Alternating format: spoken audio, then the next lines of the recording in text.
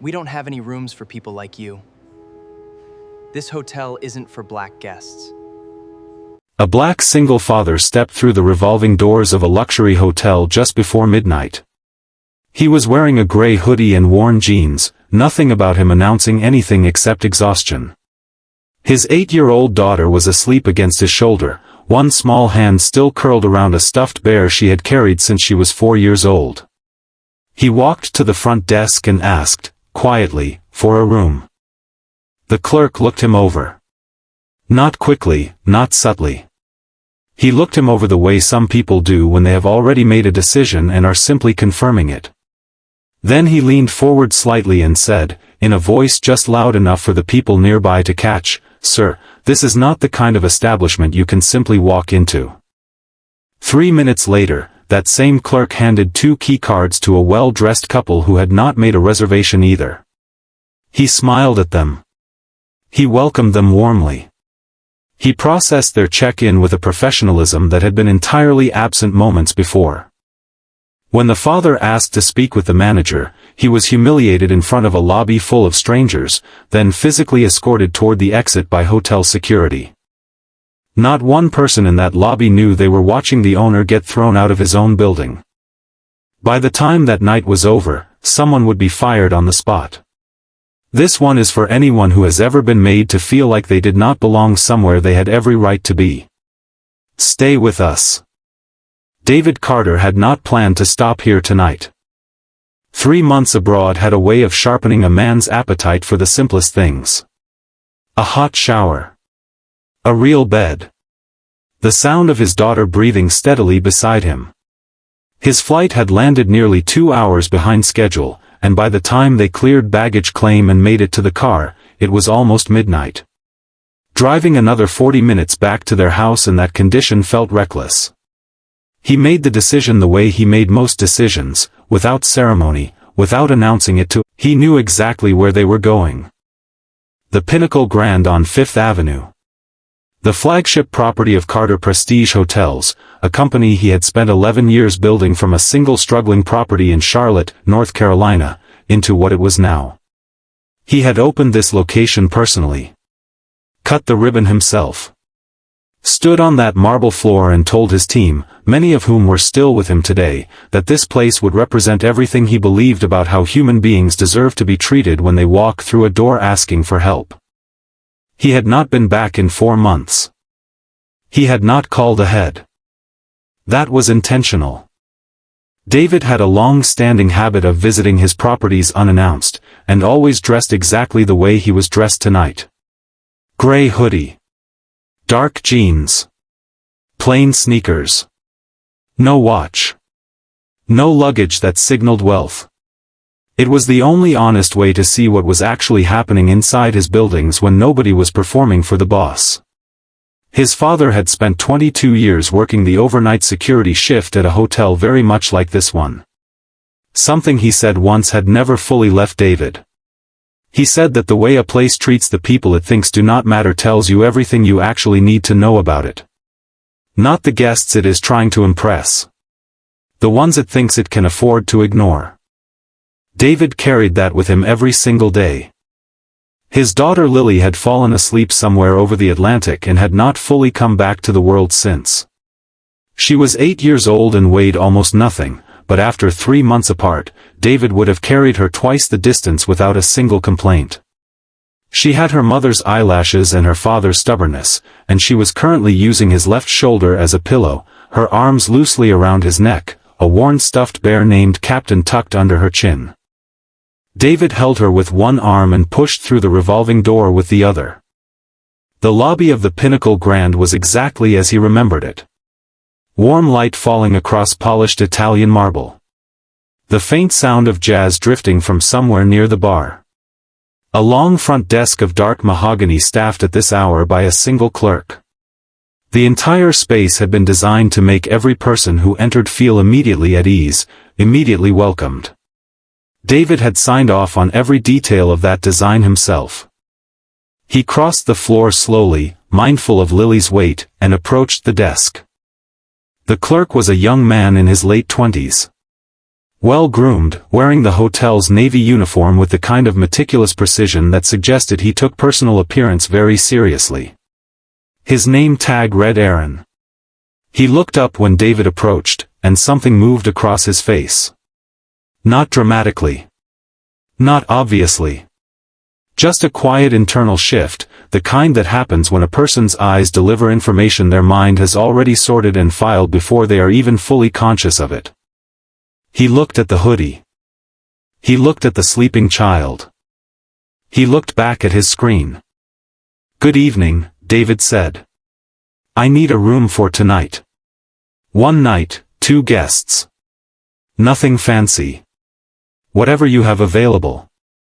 Aaron kept his eyes on the screen a moment longer than necessary before glancing up again. Then he leaned forward, just slightly, just enough, and spoke in a voice calibrated for the people nearby to catch without it looking like he meant them to. "Sir, this is not the kind of establishment you can simply walk into." The words landed between them with a specific kind of weight. Not loud. Not harsh. Just quiet and settled, the way people say things when they want the humiliation to feel inevitable rather than personal. A woman sitting at the lounge bar 2 tables away glanced over. David did not look at her. He kept his eyes on Aaron and said evenly, "I'm asking for a room. That is all." Aaron straightened. "I'm sorry, sir. We are fully booked this evening. No availability at all." David did not change his expression. He asked calmly, "Nothing at all?" "I am not looking for a suite. A standard room is perfectly fine. We just need somewhere to sleep for the night." Aaron repeated himself with the smooth, rehearsed patience of a man who has delivered this particular line many times before. "Fully booked, sir. I do apologize for the inconvenience. There are several other hotels in the area that may be able to accommodate you." David stood at that counter and said nothing for a moment. He looked at Aaron's face, not with anger, but with the careful, quiet attention of someone who is cataloging exactly what he is seeing. Then the front door opened behind him. A couple walked in. The man wore a blazer. The woman had on a coat that cost more than most people's monthly rent. They moved the way people move when they have spent their entire lives expecting rooms to be ready for them because, in their experience, rooms always were. Aaron's entire posture changed. His shoulders came up. His smile arrived fast and genuine. "Welcome to the Pinnacle Grand. Do you have a reservation with us this evening?" They did not. They were walk-ins, the same as David. But within 4 minutes, Aaron had confirmed a room, processed a card, and handed over 2 key cards with a warmth that seemed to fill the entire counter. David watched every second of it. He did not say a word. He did not need to. The message had been delivered without a single sentence, and both men in that lobby understood it perfectly, even if only one of them was willing to admit what it meant. Lily stirred against his shoulder. Her voice came out soft and half-formed, muffled against the fabric of his hoodie. "Daddy, are we at the hotel yet?" David tightened his arm around her. "We're here, baby. Just give me 1 minute." He turned back to the desk. His voice was calm the way very still water is calm, not because nothing is happening beneath the surface, but because whatever is moving underneath has not yet decided to rise. "I would like to speak with your manager on duty, please." Aaron's expression shifted again, this time into something less polished, a quick flicker of something he smoothed over fast. He picked up the desk phone and made a brief call. David waited. He looked around the lobby. At the people in the lounge chairs. At the concierge desk where a young woman was pretending to organize paperwork while clearly tracking everything happening at the front desk. At the soft light and the marble and the jazz still drifting from the bar. He had built this place to feel like a sanctuary. He wondered, not for the first time in his life, what happened to the things you built once you handed them to other people to run. The manager arrived in under 2 minutes. His name tag read Mr. Holt. He was in his mid-40s, the kind of man who wore a full suit at midnight because authority, in his understanding, was a thing you maintained through surfaces. He had clearly been briefed before he even reached the desk, because he did not arrive at this situation with an open mind. He arrived with a conclusion already drawn and simply needed to finish delivering it. "Sir," Mr. Holt said, positioning himself beside Aaron in a way that made the geometry of the situation immediately obvious. Two of them on one side, David and Lily on the other. "I understand there has been some confusion. My staff has already explained that we have no availability this evening. I am afraid there is nothing further I am able to do for you." "There is no confusion," David said. "I watched your staff book a room for a couple who walked in without a reservation while telling me there was nothing available. I am asking you to explain that." Mr. Holt's expression hardened slightly, the way a position hardens when challenged by someone it has already decided to dismiss. "Our staff exercised their professional judgment. I stand behind that completely." David looked at him steadily. "Your professional judgment." "That is correct." For a long moment, David said nothing. He thought about his father. About 22 years of overnight shifts. The uniforms worn through at the elbows. The way his father used to come home and sit at the kitchen table in silence for a while before he could become himself again. His father had never been bitter about it. Not really. Just tired in a particular way that David had understood even as a boy. What his father had given him was not resentment. It was clarity. Standing here now, in the lobby of his own flagship hotel, holding his sleeping daughter, David felt that clarity settle over him like something solid and familiar. He was not going to reveal himself.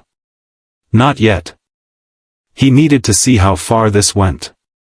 Not for his own satisfaction, but because if this was the standard at the property that was supposed to set the tone for everything else in his portfolio, he needed to understand the full shape of the problem before he did anything about it.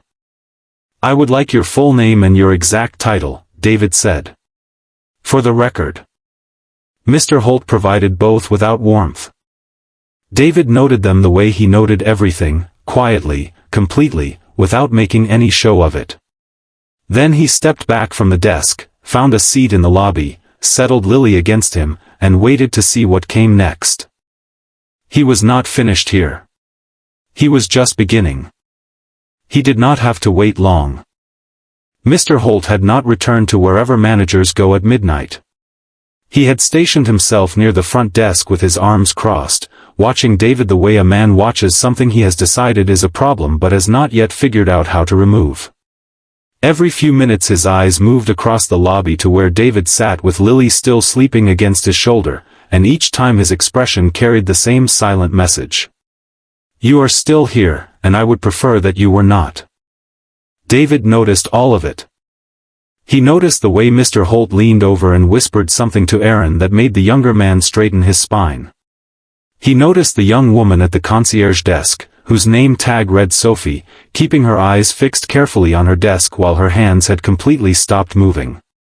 He noticed the two guests at the lounge bar who had grown quieter, their attention drifting toward him without fully committing to it. The lobby had developed a particular kind of tension. The kind that forms when people sense something is wrong but are waiting for someone else to name it first. David had seen this before.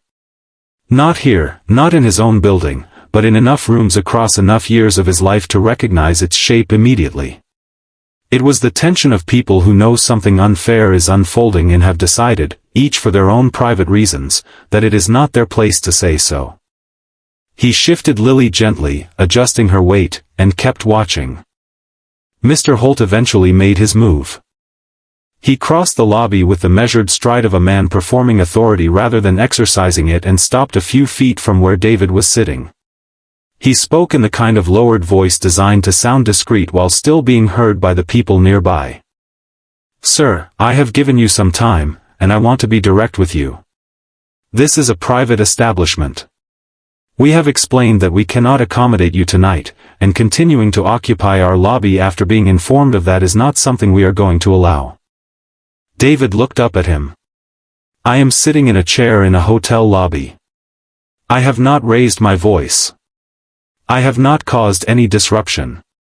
I have not done a single thing that would give you legitimate grounds to ask me to leave. I am not asking, Mr. Holt said. Something in the room shifted. One of the guests at the bar set down their glass. Sophie's head came up very slightly, then dropped again. David looked at Mr. Holt's face, at the untroubled certainty there, the complete and undisturbed confidence of a man who had never seriously considered that he might be wrong, and felt something settle in his own chest. Not anger. Something older and more deliberate than anger. Then I would like you to call security, David said. I want this documented officially. Mr. Holt's jaw tightened. He turned and gave a short nod toward the far end of the lobby, where two security officers had apparently been positioned in anticipation of exactly this signal. They were both large men, moving with the unhurried heaviness of people who perform this kind of task regularly. They positioned themselves on either side of David's chair with the practiced ease of a routine they had run many times before. It was at this precise moment that Lily woke up. She came back to consciousness the way children do, not gradually, not in stages, but all at once, blinking into the light with total alertness, taking in the lobby, the security guards, the tension in her father's posture, and Mr. Holt's expression in a single sweep. She sat up straighter against her father's arm, pulled Captain the Bear tightly to her chest, and looked at the two large men standing beside her with the frank, completely unfiltered curiosity of a child who has not yet learned to pretend she does not see what she sees. Then she looked directly at Mr. Holt. "Why are you making us leave?" she asked.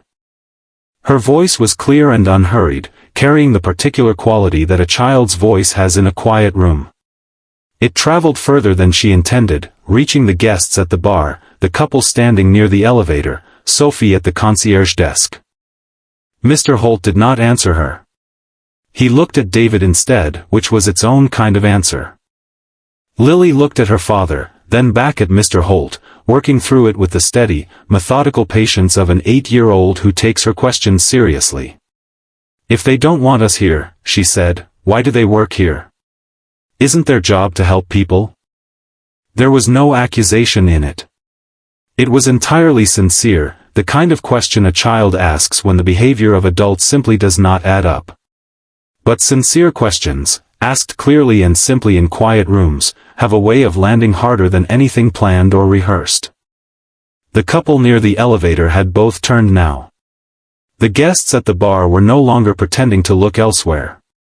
Even one of the security officers, the one standing to David's left, had shifted his weight in a way that suggested something in him was uncomfortable with where he had been placed.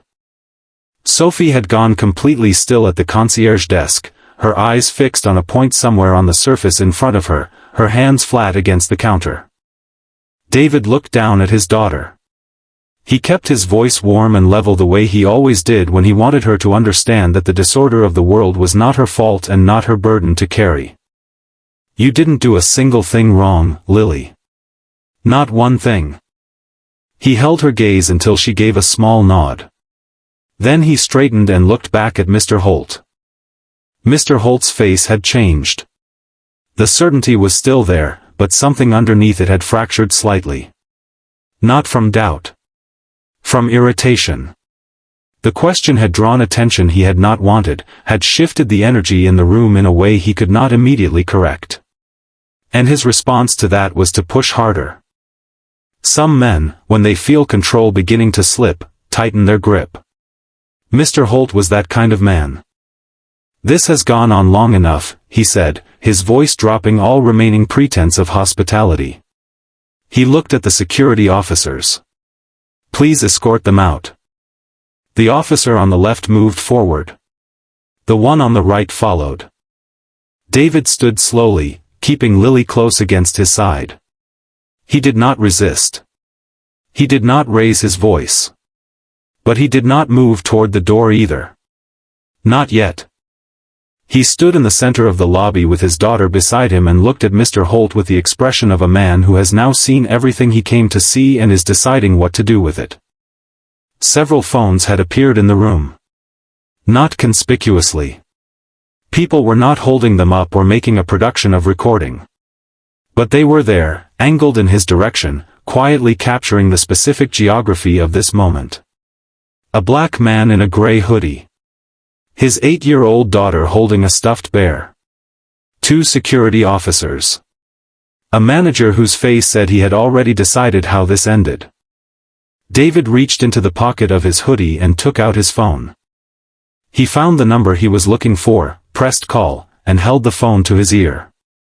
The call lasted under a minute. He said 4 sentences, listened for roughly 10 seconds, and ended the call. Then he put the phone back in his pocket and stood quietly, his hand resting on Lily's shoulder. "Daddy," Lily said, "just for him. Do we have to go?" David looked down at her. "Not tonight," he said. "We are not going anywhere tonight." Mr. Holt heard this and stepped forward, his patience gone entirely. "Sir, I am telling you for the last time." The elevator chimed. It was a small sound. The kind the lobby produced dozens of times a night without anyone noticing. But every single person in that room noticed this one. The doors opened and James Webb stepped out, the president and chief operating officer of Carter Prestige Hotels. Silver-haired, wearing a dark suit he had clearly not had time to fully straighten before coming downstairs. 2 other members of the executive team were with him, both moving with the barely contained urgency of people who understand precisely the weight of what they are walking into. James crossed the lobby floor directly to David. He did not look at Mr. Holt. He did not look at Aaron. He looked at David the way a man looks at someone he has just realized he has failed, and he stopped in front of him and said, with a formality that carried real weight behind it, "Mr. Carter. I am deeply sorry you were kept waiting." The lobby went silent. Not dramatically, not the way rooms go silent in films. The way they go silent in real life, one sound at a time, until nothing remained but the faint jazz from the bar, which suddenly seemed entirely wrong for the moment. James turned to face the room. His voice was even, which somehow made it more devastating than if he had raised it. "This is David Carter. He is the founder and sole owner of Carter Prestige Hotels. He owns this building. He owns the furniture you are standing next to. He owns the uniforms you are wearing. He owns the contracts that determine whether each of you comes back to work tomorrow." James let that rest in the room for exactly 1 breath. "I want everyone present to be completely clear about what happened here tonight." Aaron had gone the color of the marble counter. Mr. Holt had not moved. He was standing in the middle of the lobby floor with the particular stillness of a man whose entire understanding of the situation has just been restructured from the ground up, and who has not yet worked out how to exist inside the new version of it. Lily looked at James. Then at her father. Then back at James. She pulled Captain a little tighter and leaned into David's side. "Daddy," she whispered. "You know this man?" David looked down at her, and for the first time since they had walked through those revolving doors, something in his face softened completely. He put his arm around her shoulders and pulled her close. "Yeah, baby," he said. "I know this man." Nobody moved. That was what David noticed most in the seconds after James finished speaking.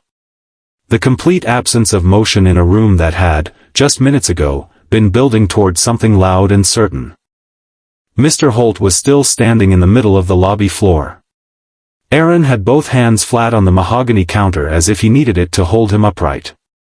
The 2 security officers had stepped back without being told, instinctively creating distance from a situation that had just changed shape entirely.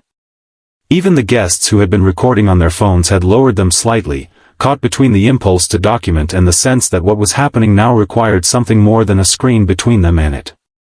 David looked around the room. He looked at each face in turn, not with triumph, not with the satisfaction of a man who has won something, but with the careful attention of someone taking inventory. He was not thinking about what he wanted to say. He was thinking about what this moment actually was and what it genuinely required of him. Mr. Holt found his voice first, which was either courageous or foolish, and in this case was almost certainly both. "Mr. Carter, I want to explain. We had absolutely no way of knowing the circumstances. We were not aware." Each sentence started with confidence and ran out of it before it could reach a period. He was not lying, exactly. He had genuinely not known who David was. But David had spent enough time in enough rooms across enough years to understand that not knowing is not the same as not being responsible. And somewhere underneath the scrambling, Mr. Holt understood that too, which was precisely why none of his sentences could find their endings. David let him finish. He did not interrupt. He did not shift his expression. He did not give Mr. Holt anything to push against or hold on to. He simply listened until the words stopped coming. Then he spoke. "You're right," David said. "You did not know who I was. That is actually the entire point."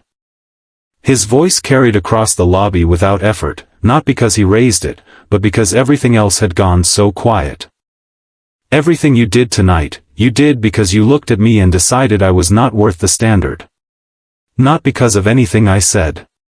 Not because of anything I did. Because of what I looked like when I walked through that door. And you did it in front of my daughter." Mr. Holt opened his mouth. David continued, his voice still level, still unhurried. "My father worked security in a hotel like this one for 22 years. He came home every night carrying something that never fully left him. The weight of being dismissed by people who had decided before he ever opened his mouth that he did not matter. I built this company because I believed it did not have to work that way. That the person standing at your front desk deserves dignity before they have proven a single thing to you. Not after you have inspected their clothes or decided they look like they belong somewhere like this. Before." David looked at James briefly, who gave a short nod, then looked back at Mr. Holt. "You did not just fail a guest tonight. You failed everyone who has ever walked through a door like this one and been made to feel like they did not belong there. And you did it in front of my daughter." Mr. Holt attempted one more sentence. It did not get far. "Mr. Holt," David said quietly. "You are terminated, effective immediately." He looked at James, who stepped away to make the necessary call. Mr. Holt's face settled into something gray and inward. Whatever argument he still had in him, he chose not to use it. He straightened his jacket once, the small automatic gesture of a man trying to preserve the last intact piece of his dignity, and walked toward the back office without another word. David moved to the front desk next. He crossed the lobby slowly, giving Aaron time to understand what was coming. Aaron looked like he had not taken a full breath in several minutes. His jaw was tight.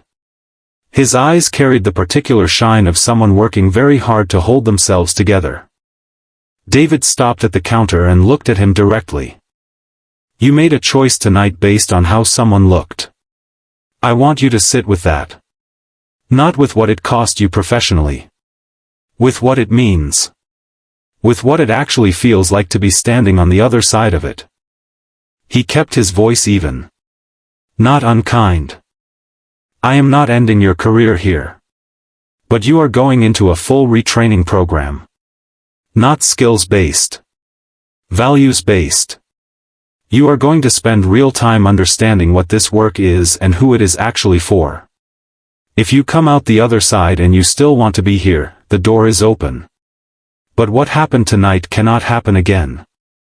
Not to anyone." Aaron nodded. It was a small movement, but it was genuine. David turned and walked to the concierge desk, where Sophie had been standing motionless through all of it, her hands flat on the counter, her expression carrying the specific tension of someone waiting to find out whether they are in trouble for something they did not do. "I have been building hotels for a long time.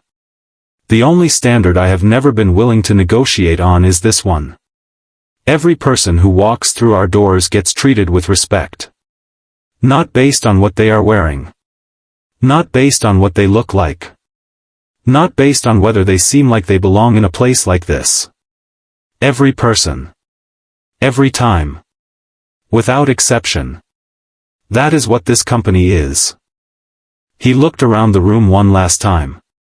At the desk. At the bar. At the marble floor. His father had never been allowed to walk across as anything other than an employee.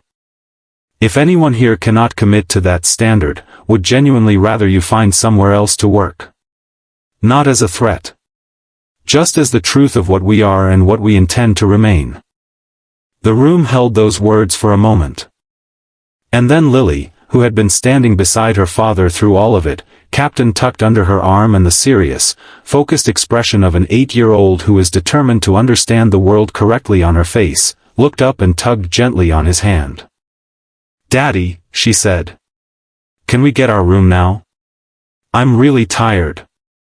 It moved through the room like something released, not quite laughter, but something close to it, the kind of sound a group of people makes when tension has finally found somewhere to go. Even James pressed his lips together against a smile. David looked down at his daughter. At her earnest face. At her worn stuffed bear. At her absolute, uncomplicated sincerity. And he felt the thing that had been sitting in his chest all evening finally shift. Not disappear. Just move into something that had more room in it. "Yeah, baby," he said. "We're getting our room." 3 months later, on a quiet Tuesday afternoon, a family came through the revolving doors of the Pinnacle Grand. 2 parents, travel-worn and dressed for comfort rather than impressions, with 2 young kids trailing behind them. One of the children was dragging an overstuffed backpack and refusing all offers of help with the absolute conviction of a child who has decided this is a matter of personal principle. Sophie was at the front of the house when they came in. She crossed the lobby to meet them before they even reached the desk, introduced herself by name, and asked how she could help make their stay easier. She did not look at their luggage or their shoes. She looked at them, at the tired eyes and the stubborn kid, and she smiled the way people smile when they genuinely mean it. Within 2 minutes, the parents' shoulders had come down. Within 5, even the child with the backpack had allowed someone to take it from them. In the far corner of the lobby, David stood with Lily beside him. He had come for a scheduled visit this time, wearing a jacket instead of a hoodie, though Lily had still brought Captain. They had been there for about 10 minutes, and he had not announced himself to the floor yet, because he wanted to see this first. The ordinary work of the place. The everyday version of the thing he had spent his life trying to build. Lily watched Sophie lead the family toward the desk. Watched the kids light up when Sophie said something that made them laugh. Then she looked up at her father. "Is that what it's supposed to look like?" she asked. David watched the family settle in. Watched the tired parents exhale. Watched the stubborn kid finally let the backpack go. "Yeah," he said. "That's exactly what it's supposed to look like." Lily considered this with the quiet thoroughness she brought to most things. Then she nodded once, tucked Captain under her arm, and reached up to take her father's hand. David held it, and they stood there together in the corner of the lobby he had built, watching the place finally become what he had always meant it to be. Every person deserves to be treated with dignity before they prove anything. Before they show you what they have. Before you decide whether they belong. That is not just good business. That is simply what is right. If this story stayed with you, subscribe to Black Voices Louder and stick around. There is more where this came from.